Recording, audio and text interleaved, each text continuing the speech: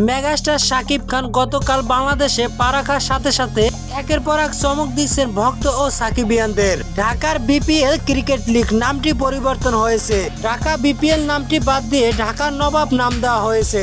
সম্প্রতি megastar Shakib Khan cinema করার পাশাপাশি নাম লিখিয়েছেন প্রযোজক এবং ব্যবসায়িক খাতায়। 2024 সালে এসে বাংলাদেশের ঢাকার বিপিএল দলটি কিনে নিয়েছেন মেগাস্টার শাকিব খান এবং তার রিমার্ক হারলেন প্রতিষ্ঠানটি।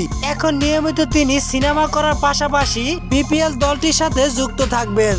আর মাত্র 1-1.5 মাসের মধ্যে বিপিএল দলের যত কার্যক্রম আছে সব শুরু হতে যাচ্ছে এবং নিয়মিত মাঠেও দেখা যাবে মেগাস্টার শাকিব খানকে। তাই তার নামের সাথে মিল রেখে বিপিএল বাদ দিয়ে ঢাকার নবাব নামটি রেখেছেন তিনি নিজেই। সম্প্রতি এমনই গুঞ্জন শোনা যাচ্ছে সামাজিক যোগাযোগ মাধ্যমগুলো থেকে। যদি ঢাকার বিপিএল নামটি পরিবর্তন করে ঢাকার নবাব নামটি রাখা হয় তাহলে সেই বিষয়টি আপনাদের কাছে কেমন লাগবে তা অবশ্যই জানিয়ে দিন ভিডিওর নিচে কমেন্ট বক্সে।